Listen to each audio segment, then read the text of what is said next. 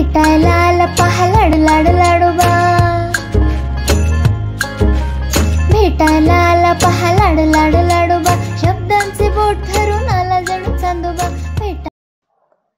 नमस्कार बालमित्रांनो, आज आपण लाडोबाच्या दिवाळी अंकातली माइंड रीडर मशीन ही इंटरेस्टिंग गोष्ट ऐकूया. या गोष्टीचे लेखक आहेत राजीव तांबे. सुमारे 89 दिवसांनंतर डॉक्टर बर्डी आपल्या सिल्वाना गावात पोहोचले. हिमाचल प्रदेशातलं छोटंसं गाव. ते इतके दिवस कुठे होते, काय करत होते, कुणालाच माहिती नव्हतं. किंबहुना डॉक्टर बर्डी नेमकं काय काम करतात हे तर गावात कुणाला माहिती नव्हतं. बर्डी घरी नसताना त्यांचा एकनिष्ठ सेवक रॉमसन हा त्यांच्या बंगल्याची म्हणजेच प्रयोगशाळेची निगराणी करत असे. मेझॉनच्या खोऱ्यातच नासाचा एक टॉप सिक्रेट प्रकल्प सुरू होता. सँचोविन टोरोरियन नावाची वनस्पती सूक्ष्म लहरी उत्सर्जित करत असते.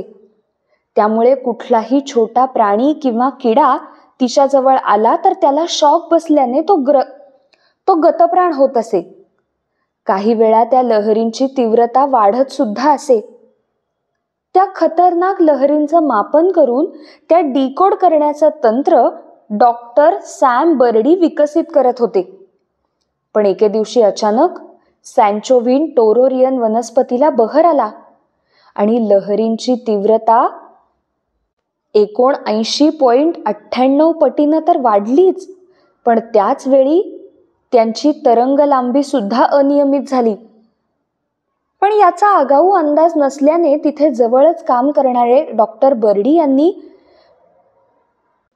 वेव्ह प्रोटेक्टेड सूट घातला नव्हता आणि त्यामुळे त्यांच्यावर खोलवर परिणाम झाला. त्यांच्या रक्तातल्या हिमोग्लोबिनची पातळी तर घसरलीच, पण सोडियमच्या पातळीने उसळी घेतली. डॉक्टर बर्डी थरथरत खाली बसले. त्यांचा जबडा लुळा पडला, नाकातून रक्त येऊ लागलं, डोळ्यांसमोर अंधारी आली. बर्डी बसल्या जागीच बेशुद्ध पडले. नासाने त्यांच्यावर ताबडतोब औषधोपचार करून त्यांना काही दिवसांकरता सक्तीच्या विश्रांतीसाठी घरी पाठवलं. रोज 16 तास काम करून डॉक्टर बर्डी पण खूप थकून गेले होते. त्यांना विश्रांतीची गरजच होती. रॉमसन वाट पाहत दारातच उभा होता. डॉक्टर बर्डींना पाहताच त्याला खूप आनंद झाला. आता 10 दिवस तरी हलायचं नाही. विश्रांती म्हणजे फक्त विश्रांती घ्यायची, नाहीतर तुम्ही बसाल प्रयोगशाळेत ठिया देऊन, तो बर्डींना म्हणाला. डॉक्टर बर्डींनी मान हलवली आणि ते आपल्या बेडरूम मध्ये गेले. 10 दिवस विश्रांती घेऊन मग पुन्हा नव्या कामाला सुरुवात करायची असं त्यांनी ठरवलं होतं. त्यांनी ठरवलेली औषधं घेतली.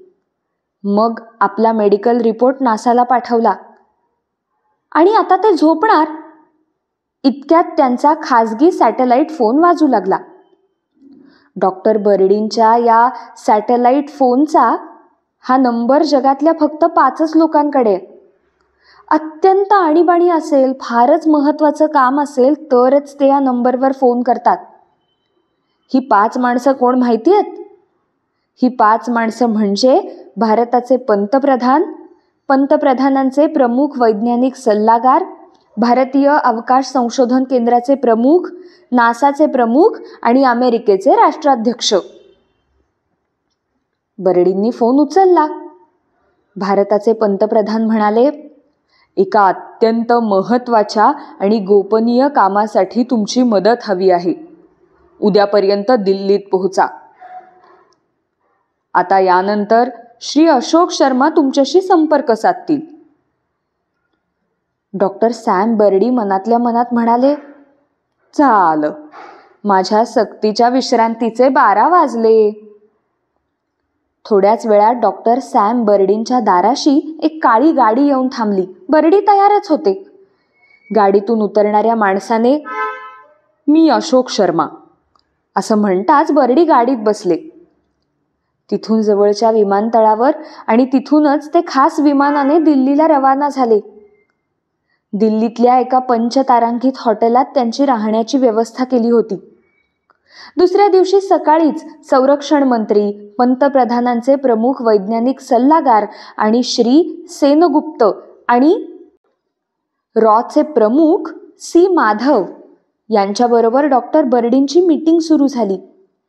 सेनगुप्त बोलू लागले, आता मी जे सांगणार आहे ते फक्त आपल्यातच राहिलं पाहिजे.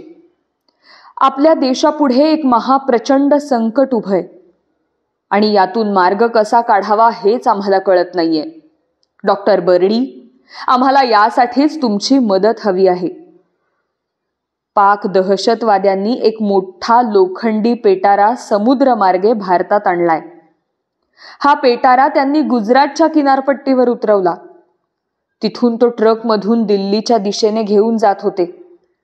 हा पेटारा त्यांनी ट्रकमध्ये कपाट, खुर्च्या, टेबल आणि काही खोके यामध्ये बेमालूम लपवला होता. जणू काही तो ट्रक घरातलं सामान घेऊन जातंय असंच वाटत होतं. तो पेटारा दिसणार नाही याची पुरेपूर काळजी घेतली होती. सोबत वेषांतर केलेले 4 दहशतवादी सुद्धा होते. पण एका जकात नाक्यावर संशय आल्याने त्यांनी तो ट्रक तपासला. इतका मोठा पेटारा पाहून त्यांनी तो उघडून दाखवायची विनंती केली. एका दहशतवाद्यानं त्या माणसावर पिस्तूल रोखून त्याला खाली ढकलून दिलं. ट्रक पळाला. ही बातमी पोलिसांपर्यंत पोहोचली. नंबर प्लेट खोटी असल्यानं ट्रक शोधणं अवघड झालं. पुढं नाकाबंदीमध्ये तो ट्रक लोकेट झाला. आधी ट्रकमधून आमच्यावर अनपेक्षित हल्ला झाला.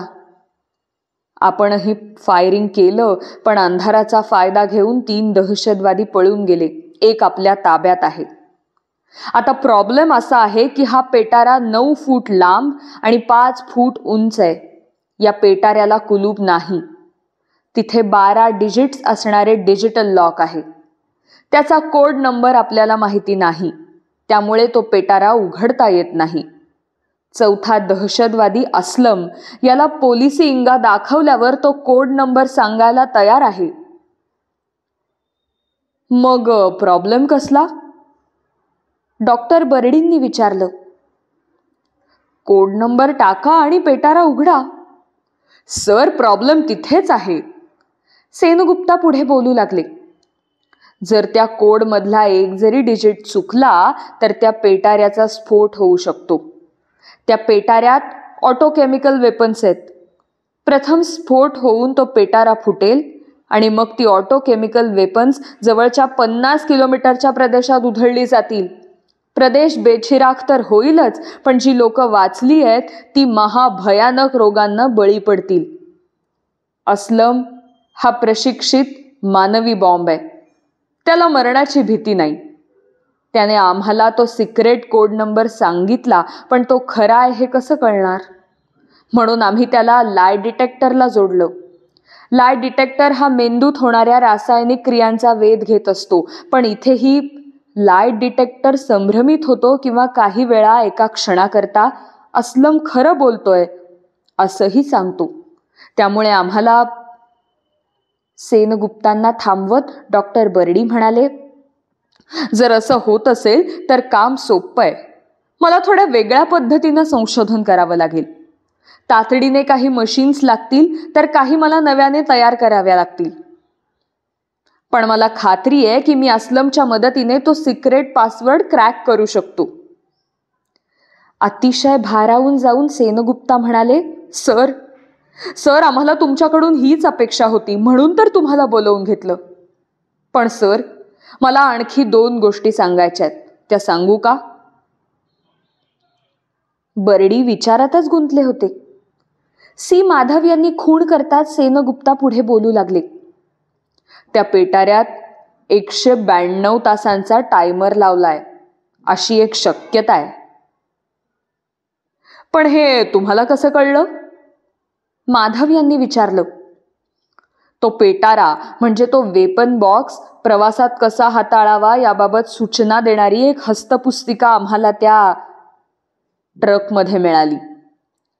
त्यामुळे कोड नंबर सोडून बाकी डिटेल्स आम्हाला अगदी थोडक्यात तरी कळू शकल्या. आता आपल्याकडे फक्त 118 तास बाकी आहेत. आणि दुसरी गोष्ट कुठली? या वेपन बॉक्समध्ये असलेली ऑटोकेमिकल वेपन्स आपल्याला निकामी करावी लागतील. तशी यंत्रणा आपण विकसित केली आहे. पण जर का ही वेपन्स 111, 389, 689 पेक्षा वेगळ्या कोड व्हर्जनची असतील तर आपल्याला त्यासाठी वेगळा शोध घ्यावा लागेल. जोपर्यंत हा वेपन बॉक्स उघडत नाही तोपर्यंत आपल्याला वेपन्सचा व्हर्जन कोड कळणार नाही. अशी सगळी गुंतागुंत आहे. बर्डी सर, यासाठी तुम्हाला काय मदत पाहिजे ते सांगा. हा देश तुमच्याकडे मोठ्या आशेने पाहतो आहे आणि आपल्याकडे वेळ फारच कमी आहे. सर, मला भीती. तुम्ही बोलत असतानाच मला हवी असणारी मशीन्सची यादी मी तयार केली आहे. तुम्हाला मेल सुद्धा केली आहे. बर्डी आपल्या लॅपटॉपवर काम करतच बोलले. ओके सर, हे सगळं तुम्हाला लगेच मिळेल. तुम्हाला आणखी काय हवंय? मला असलमचे सर्व मेडिकल रिपोर्ट्स हवेत. विशेषतः त्याला लाय डिटेक्टरला कनेक्ट करण्याआधी आणि नंतर त्याचं ब्रेन मॅपिंग आणि ब्रेन स्कॅन करून ते रिपोर्ट्स मला लगेच द्या. ब्रेन मॅपिंग आणि ब्रेन स्कॅन करणारा एक हुशार तज्ज्ञ मला हवाय. पण त्याला आपल्या कामाची आणि मी कोण आहे याची अजिबात कल्पना देऊ नका. बर्डींचं बोलणं सुरू असतानाच सेनगुप्तांच्या फोनवर मेसेज झळकला. मेसेज वाचून सेनगुप्ता म्हणाले, सर, आपण सांगितलेल्या सर्व गोष्टी तयार आहेत. आपण काम सुरू करू शकता. मी आपल्या आत्ताच्या मीटिंगचा रिपोर्ट लगेच पंतप्रधानांना देतो आहे. या ऑटोकेमिकल वेपन्समुळे सगळेच तणावाखाली आहेत सर. अचानक सी माधव यांच्याकडे वळून बर्डी म्हणाले, या संशोधनासाठी मला एक अत्यंत विश्वासू मदतनीस हवाय. माधव म्हणाले, येस सर. डॉक्टर अरवद तुमच्या मदतीला येतील. मीटिंग संपली तेव्हा 3 तास झाले होते. आता फक्त 115 तास उरले होते. बर्डी तडक प्रयोगशाळेत पोहोचले. तिथे डॉक्टर अरवद त्यांची वाट पाहत होतेच. बर्डींनी सांगितल्याप्रमाणे तिथे vocal cord analyser, voice sensor Doppler, neurons locator and boosting आणि ब्रेन ग्राफ नलायझर ही 4 मशीन्स आणली गेली होती. तोपर्यंत असलमचे मेडिकल रिपोर्ट सुद्धा मिळाले. बर्डींना एक नवीनच मशीन तयार करायचं होतं आणि त्याची चाचणी त्यांना डॉक्टर अरवद यांच्यावर घ्यायची होती. असलमचे ब्रेन स्कॅनिंग आणि मॅपिंगचे रिझल्ट्स पाहिल्यावर त्यांच्या मनात एक योजना घोळू लागली. एकेका मिनिटाने वेळ कमी होत होता आणि त्यांचं दडपण सगळ्यांनाच वाटत होतं. बर्डींनी आधी कागदावर आराखडा तयार करायला सुरुवात केली. त्यांना माइंड रिडिंग मशीन तयार करायचं होतं. पण त्याहीपेक्षा महत्त्वाचं म्हणजे लाय डिटेक्टर मशीनच्या पुढे एक पाऊल जाऊन त्यांना ट्रूथ फाइंडर शोधायचा होता. तो माणूस खोटं बोलतो आहे की खरं बोलतो आहे इतकंच त्या लाय डिटेक्टरमुळे समजू शकतं. पण त्यामुळे प्रश्न सुटत नाही.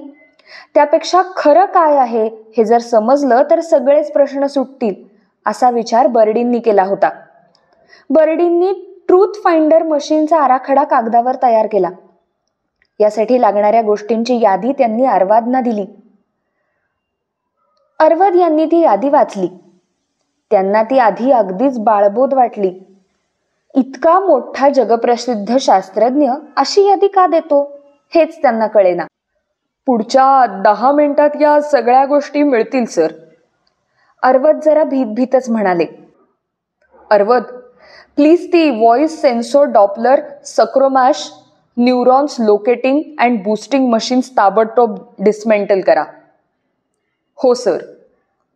अरवद म्हणाले आणि कामाला लागले. हे खरंच शास्त्रज्ञ आहेत की जरा वेडसर आहेत हे अरवद यांना कळेच ना. चांगली मशीन्स उगाच डिस्मेंटल करणं हा वेडेपणा आहे असं अरवद यांचं मत होतं. खरोखरच 10 मिनिटात बर्डी यांनी मागवलेल्या सगळ्या गोष्टी आल्या. अरवद भुकेने कासावीस झाले होते. डॉक्टर बर्डींची परवानगी घेऊनच ते जेवायला गेले. आणलेल्या सामानातून आणि उघडलेल्या मशीन्स मधील काही भाग वापरून बर्डींनी एको व्हॉइस डॉपलर आणि व्हॉइस वेव्स कन्व्हर्टर अशी 2 मशीन्स तयार केली. या सगळ्यांना सेन्सर कार्ड्स जोडल्या. न्यूरॉन्स लोकेटिंग अँड बूस्टिंग मशीनमध्ये त्यांनी सुधारणा करताना ते इतर मशीन्सशी लॅन तर होईलच, पण ते सक्रोनाइज होत असताना त्याची नॅलेटिकल पॉवर वाढावी यासाठी त्यात काही नवीन भाग जोडले. काम करता करताच बर्डी सँडविच खात होते. अर्वद कधी जेवून आले हे त्यांना कळलंच नाही. ही 2 नवीन मशीन्स पाहून अर्वद चाटच पडले.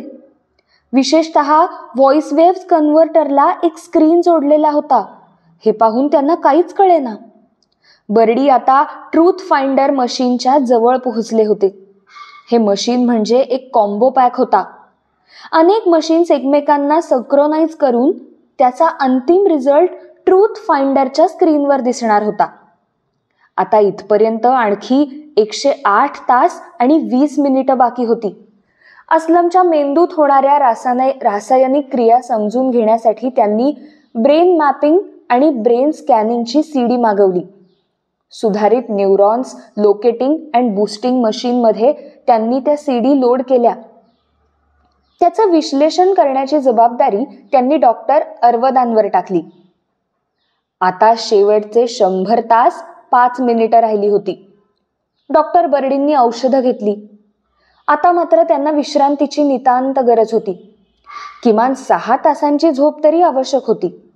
विचार करून करून मेंदू थकला होता आणि प्रवासाने शरीर सुद्धा. अर्वदांना गुड नाईट करून ते झोपाच्या खोलीत गेले. शेवटचे 92 तास बाकी होते. तेव्हा ते पुन्हा कामाला लागले. अर्वदांनी केलेल्या विश्लेषणांवर त्यांनी नजर टाकली. आपल्या मनातल्या शंका त्यांनी एका कागदावर लिहून घेतल्या. त्याचं निरसन झाल्याशिवाय त्यांना पुढे जाता येणार नव्हतं. डॉक्टर बर्डींनी प्रथम अर्वदांवरच प्रयोग करायचं ठरवलं. अर्वदांना लाय डिटेक्टर मशीन कनेक्ट केलं. ब्रेन मॅपिंग आणि ब्रेन स्कॅनिंग तज्ज्ञ पवन कुमार तिथे आले आणि त्यांनी आपल्या मशीन्सचा ताबा घेतला. आता इको व्हॉइस डॉपलर आणि इको वेव्स कन्व्हर्टर अशी 2 मशीन्स त्यांना जोडली. त्याच्या गळ्याजवळ आणि डोक्याला त्याच्या सेन्सर्स कार्ड जोडल्या. शेवटचे मशीन जोडण्या अगोदर डॉक्टर बर्डींनी अर्वदांच्या कानात काहीतरी सांगितलं. मग त्यांनी सुधारित neurons locating and boosting machines सर्व मशीन सोबत सिंक केलं. त्यांनी पवन कुमारांना त्यांच्या काचेच्या ऑपरेटिंग रूम मध्ये जाऊन आवश्यक त्या सूचना दिल्या. विशेष म्हणजे बर्डी अर्वदांशी काय बोलतायत हे पवन कुमारांना ऐकू येऊ नये अशी व्यवस्था केली आणि सर्व मशीन सुरू झाली. डॉक्टर बर्डी अर्वदांच्या समोर उभे राहून बायकांची नावे ठराविक अंतराने घेऊ लागले. कमला, विमला, अर्चना, सुजाता, नीता, रेखा, वासंती, सुवर्णा, नीलिमा, जया, स्वाती, सुषमा, दुर्गा. आणि त्याच वेळी ऑपरेटिंग रूम मधून पवन कुमारांनी ग्रीन सिग्नल दिला आणि सुधारित न्यूरॉन्स लोकेटिंग अँड बूस्टिंग मशीनच्या स्क्रीनवर सुधा हे नाव चमकलं. बर्डींनी सर्व मशीन्स थांबवली. त्यांनी डॉक्टर अर्वदांना विचारलं, तुमच्या आईचं नाव सुधा आहे का? अर्वद अवाक झाले. त्यांना या गोष्टीवर विश्वासच बसेना. डॉक्टर बर्डींचा हात घट्ट धरत त्यांनी विचारलं, तुम्ही माझ्या मनातलं कसं ओळखलं? ही काय भानगड आहे? हे कसं शक्य आहे? हा चमत्कार आहे. हे मशीन म्हणजे माइंड रीडर आहे. मला सांगा ना सर, हे कसं शक्य झालं? बर्डी आनंदाने खुर्चीत कोसळले. पवन कुमारांनी फोन करून सेनगुप्ता आणि सी माधव यांना बोलावून घेतलं. आता शेवटचे 89 तास शिल्लक होते. सगळे जमले आणि बर्डी बोलू लागले. जेव्हा मला सेनगुप्ता म्हणाले की असलमला लाय डिटेक्टर जोडलं. लाय डिटेक्टर हा मेंदूत होणाऱ्या रासायनिक क्रियांचा वेध घेत असतो. पण इथेही लाय डिटेक्टर संभ्रमित होतो किंवा काही वेळा एका क्षणाकरता अस्लम खरं बोलतो आहे असंही सांगतो. मी याच मुद्द्यावर विशेष लक्ष केंद्रित केलं. तो कोड नंबर 12 डिजिट्सचा आहे. तो जर तो विसरला तर त्याचं मरण अटळ आहे. तो मानवी बॉम्ब आहे आणि त्याला मरणाची भीती नाही हे जरी मान्य केलं तरी जेव्हा सोबतचे साथीदार पळून जातात, वाचतात, जिवंत राहतात, तर मग आपण का मरायचं असा विचार तो करत असावा. त्यामुळे तो 12 डिजिट्सचा कोड आपण विसरू नये म्हणून अस्लम तो कोड मनातल्या मनात म्हणत असणार. त्यावेळी लाय डिटेक्टर पॉझिटिव्ह दाखवत असणार कारण त्यावेळी मेंदूतील न्यूरॉन्स सकारात्मक बदल दाखवत असणार. म्हणून मग मी इको व्हॉइस डॉपलर आणि व्हॉइस वेव्स कन्व्हर्टर अशी 2 मशीन्स तयार केली. या सगळ्यांना सेन्सर्स कार्ड जोडल्या. न्यूरॉन्स लोकेटिंग अँड बूस्टिंग मशीनची अॅनालायझिंग पॉवर फारच कमी होती. थोडं साहस करून त्याला एक स्क्रीन जोडून मशीनची अॅनालिटिकल पॉवर वाढवली. सर्व मशीन्स एकमेकांना सिंक करून घेतली. मग मी डॉक्टर अरवदांना सांगितलं की कृपया तुमच्या आईचं नाव मनात सतत घेत राहा. जोपर्यंत मी थांबा असं सांगत नाही तोपर्यंत नाव घेतच राहा. मी त्यांच्या समोर उभं राहून वेगवेगळ्या बायकांची नावं घेत होतो. म्हणजे डॉक्टर अरवद कानाने एक नाव ऐकत होते तर मनात दुसरंच नाव घेत होते. त्याच वेळी पवन कुमार त्यांच्या मेंदूतील रासायनिक क्रियांवर लक्ष ठेवून होते. मनातल्या मनात जरी नाव पुटपुटलं तरी गळ्यातील व्हॉइस कार्ड्स अत्यंत सूक्ष्म रूपात थरथरतात.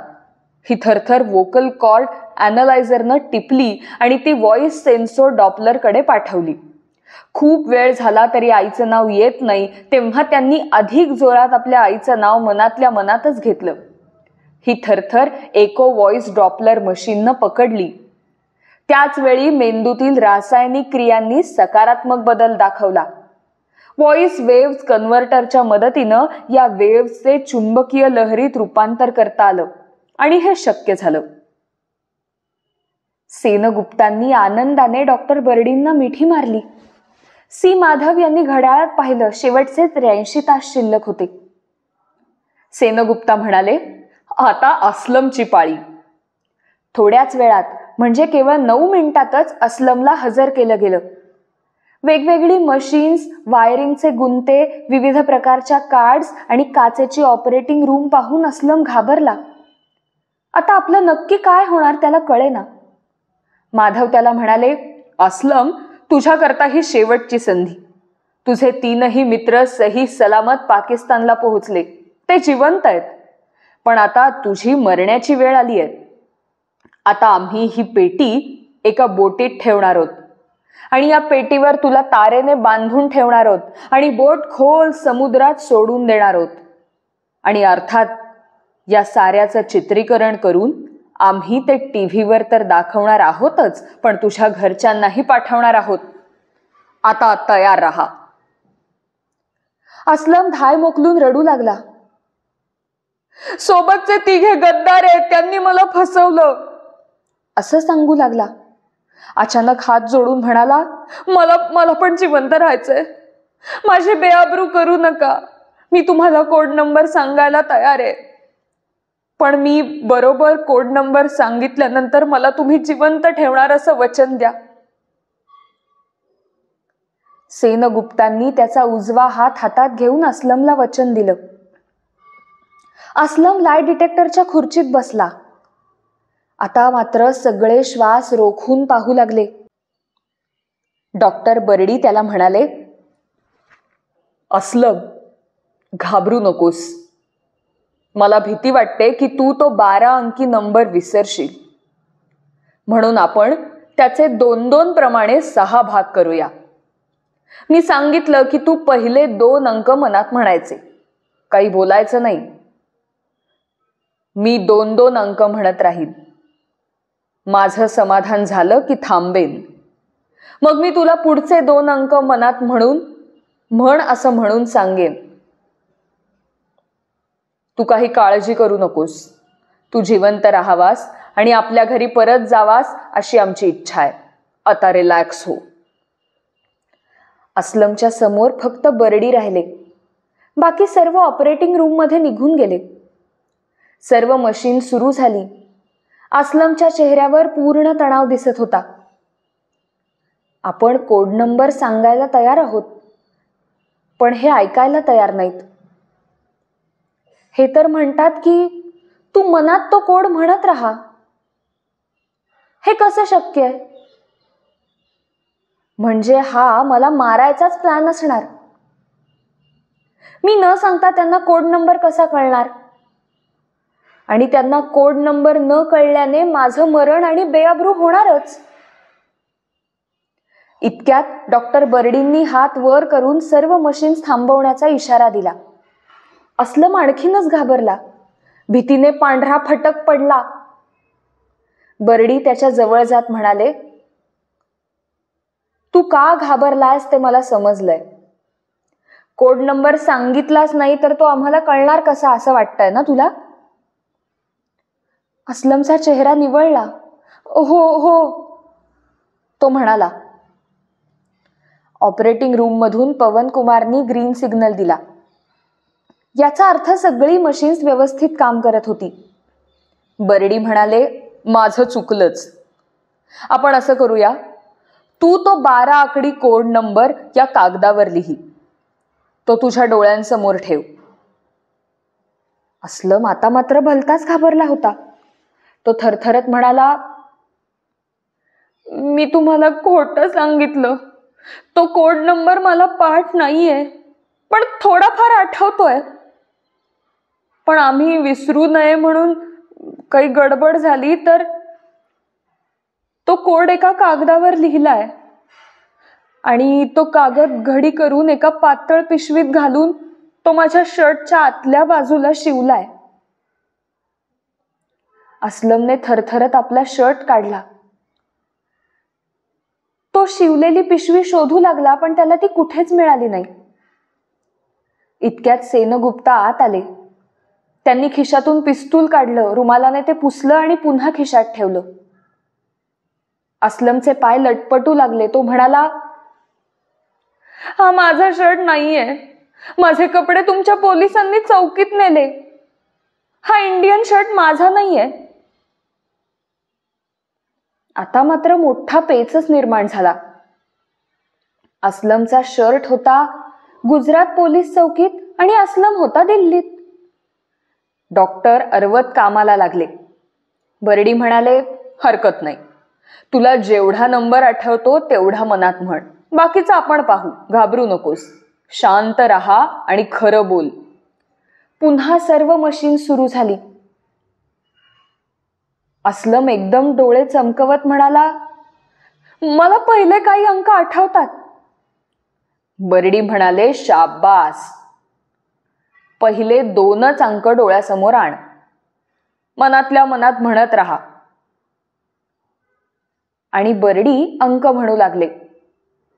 56, 76, 13, 98, 48, 43, 54, 01, 77, 88, 99, 55, 86.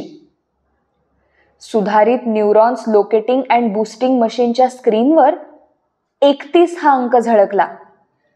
त्याच वेळी पवन कुमारांनी ग्रीन सिग्नल दिला.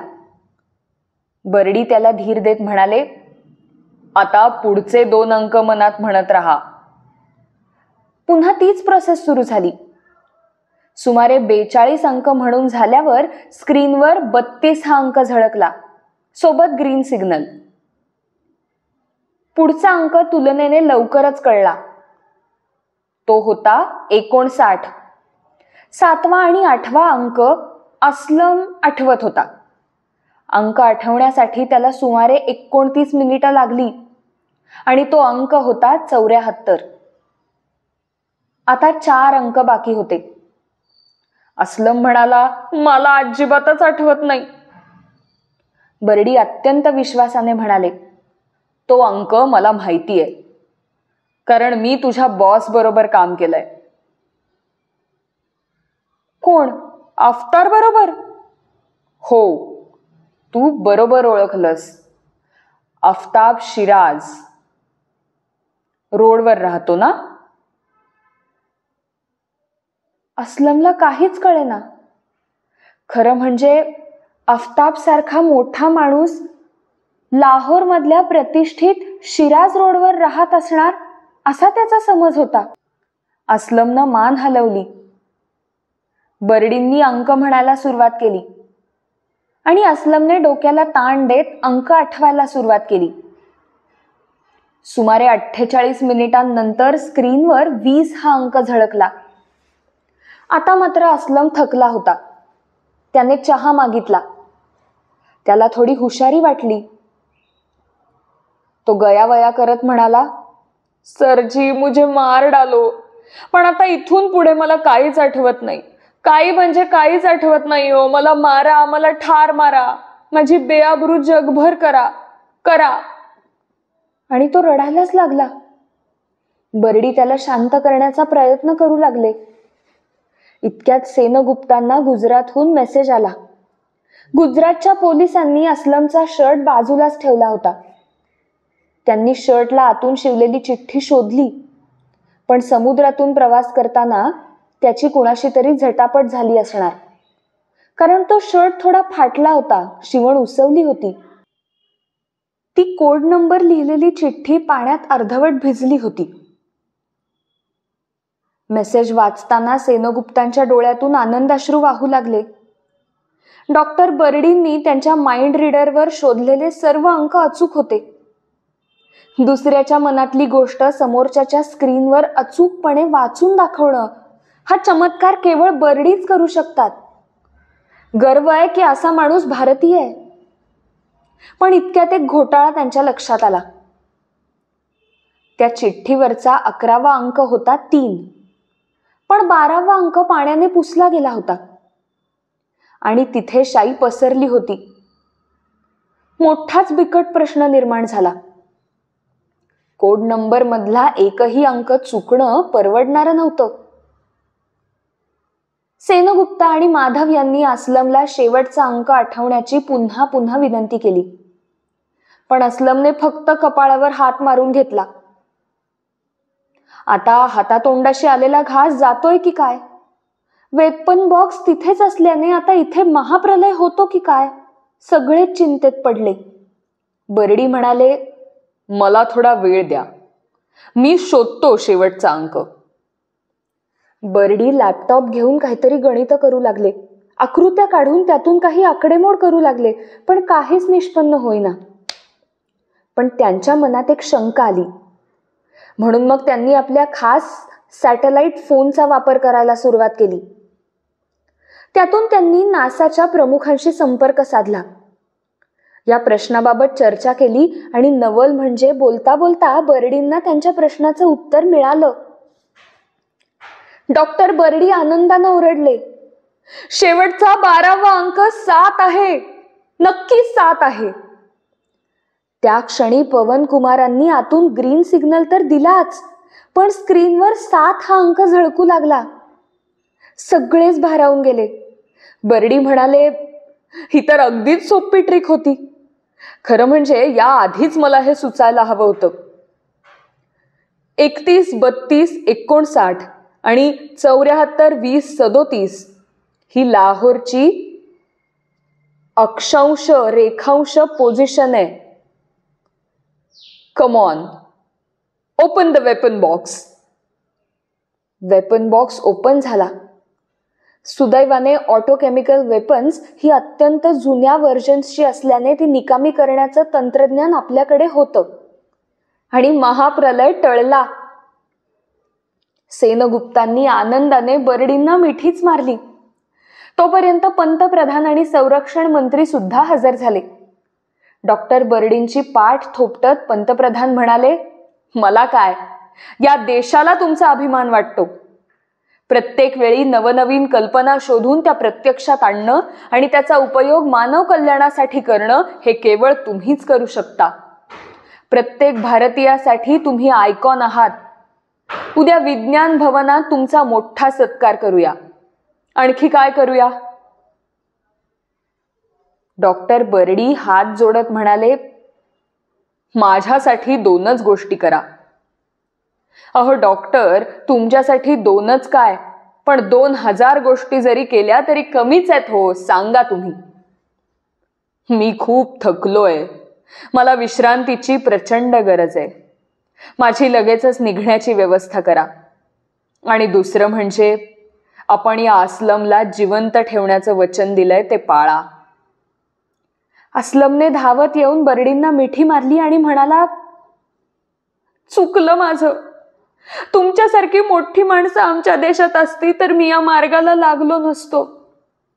डॉक्टर, तुमचे खूप खूप उपकार आहेत माझ्यावर. डॉक्टर अस्लमकडे पाहत गमतीने म्हणाले, अस्लम, लाय डिटेक्टर लावल्यावर सुद्धा हेच वाक्य बोलशील ना? आणि त्यावर सगळे खदखदून हसू लागले.